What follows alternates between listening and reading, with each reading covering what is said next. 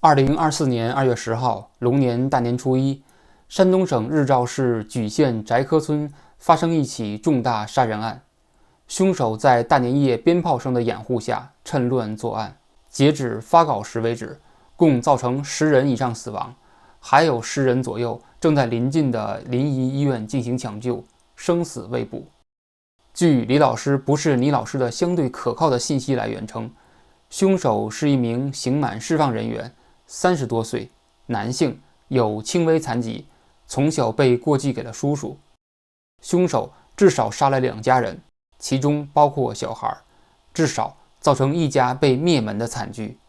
事发后，救护车先于警车到达现场，其中的一名医生救人心切，没有注意到作案后依然藏匿在附近的凶手被凶手杀害。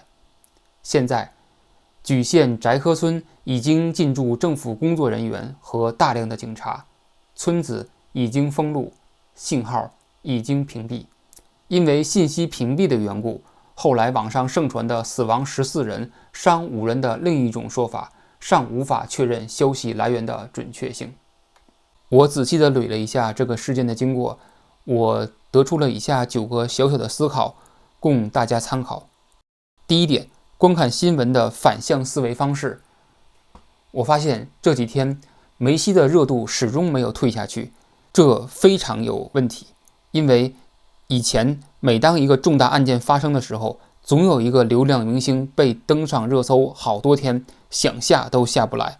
那么这次梅西就充当了这一角色。那么我们的反应应该是怎么样的呢？一旦看见某个流量明星倒大霉了，登上热搜一直下不来，好，中国一定发生重大事故了。第二，如何找信息源？第一呢，是通过微信聊天记录还原真实信息。因为现在政府对信息屏蔽的特别厉害，删帖、删朋友圈删的也特别的厉害，那么我们只能通过那些截图，通过微信的截图、微信的截屏，通过微博的截屏，东拼西凑，逐渐还原出事故的真实样貌。另外，我们应该感到非常开心的一件事是，我们有了李老师不是你李老师这样一个相对可靠的信息源。如果说美国有 CNN， 英国有 BBC，那么中国就是有李老师不是你老师这样一个可靠的信息源。虽然它不是一个大媒体，它只是一个自媒体，但是我觉得这个自媒体在中国的网络封闭的信息范围内充当了一个非常重要的角色。第三，如何验证信息真伪？中国勇敢的人实在是太多了，他们是通过以下的方式验证信息真伪的。他们把时间、地点、人物、事件这4个条件组合在了一起，通过发微博加微信朋友圈2个方式同时发出的方式，看看会有什么结果。比如说此次山东莒县的杀人案，他们是这么发的：龙年大年初一，山东日照莒县刑满释放人员枪杀案。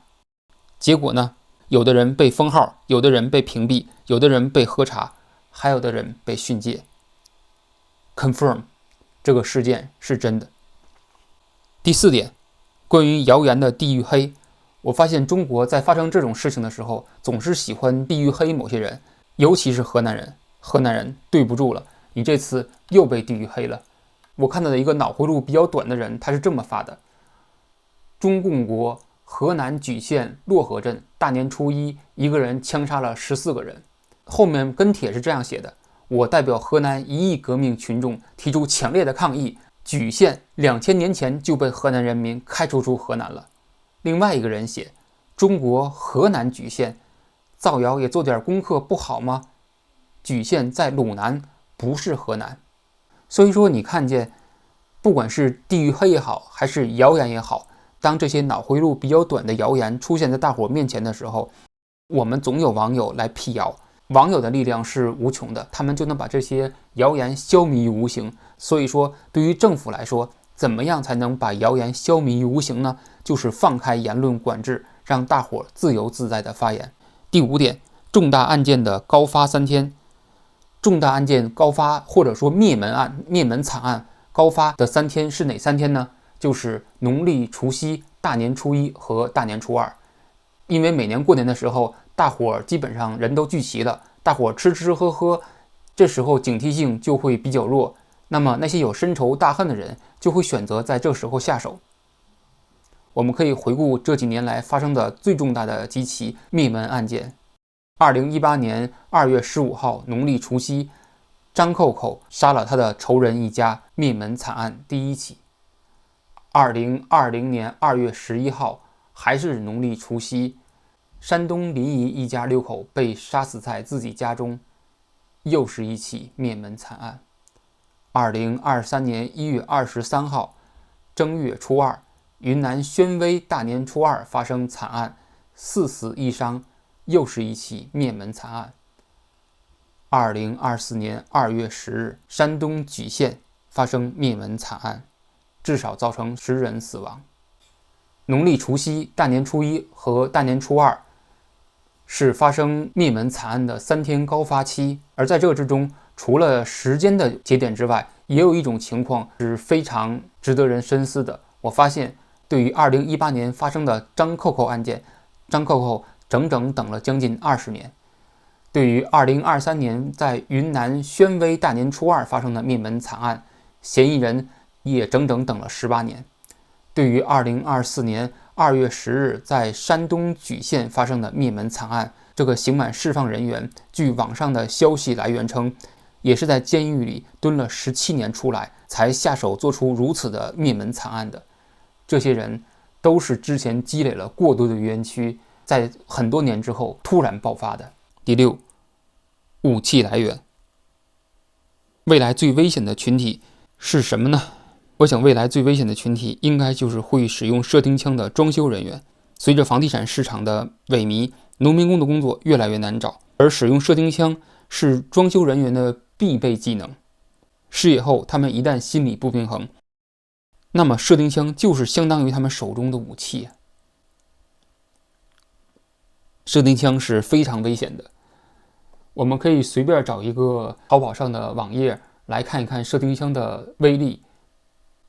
射钉枪能秒穿6毫米的钢板，6毫米的钢板都能射穿，人体在射钉枪面前根本不堪一击。第二，它有消音处理装置，这也就是为什么在大年夜的时候，在放鞭炮的时候，具有消音处理装置的射钉枪在作案后不太容易被人发现的原因。另外一方面，射钉枪改装之后真的非常恐怖，它改装之后，它的有效杀伤射程可以达到30米。对于想报仇的人来说，这足以杀伤任何一个没有枪在手的普通人。那么第7点呢，我觉得这个比较简单，每个人在过年之前都要好好的思考一下，你是不是之前做过什么欺人太甚的事儿，你是不是之前做过什么伤天害理的事儿。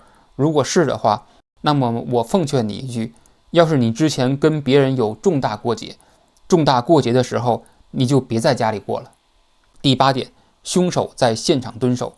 凶手在现场蹲守，没有继续到其他家里人作案，说明这就是仇杀，而不是为了报复社会。凶手把想抢救受伤者的医生杀害，也是要斩断一切仇人能活命的机会。重大的杀人案都是蓄谋已久，一旦得手，也知道自己死路难逃，所以很多重大杀人案的凶手在犯案之后，一般都是在现场附近蹲守，或者在现场附近藏匿的。这个时候，对于救护人员来说，他们就面临到了一个新的问题：他们到底救还是不救那些受伤的人？如果他们救的话，如果他们救助那些被伤害的仇人的话，他们很可能被藏匿在现场的凶手直接杀害。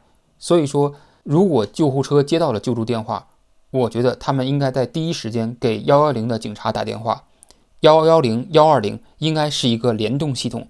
当120接到杀人案件的救助时，110必须接到类似联动救助，并且110的警察应该先于120的救护人员第一个到达现场，而这种方式应该写进到流程里面去。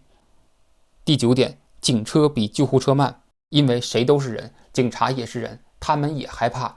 但是问题来了，如果他们害怕了，如果他们到达现场慢了，有没有惩罚措施？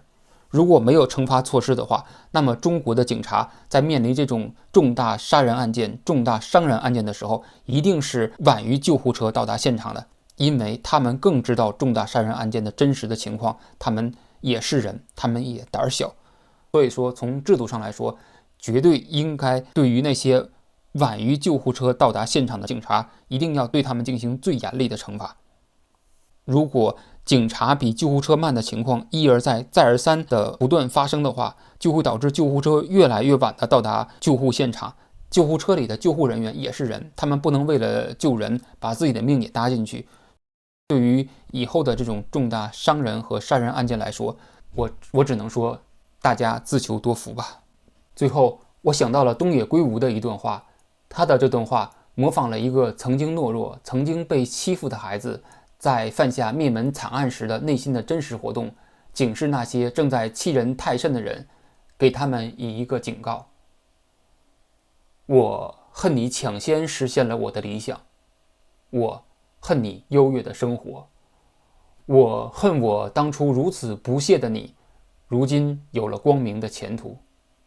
我也恨我自己的懦弱，我恨我自己运气不够，才能不够。我把对我自己的恨一并给你，全部用来恨你。如果那些欺人太甚的人觉得东野圭吾的话太长，记不住，那就请你记住以下的话：兔年虽然过去了，但兔子们还在。兔子急了，不光会咬人，还会灭门。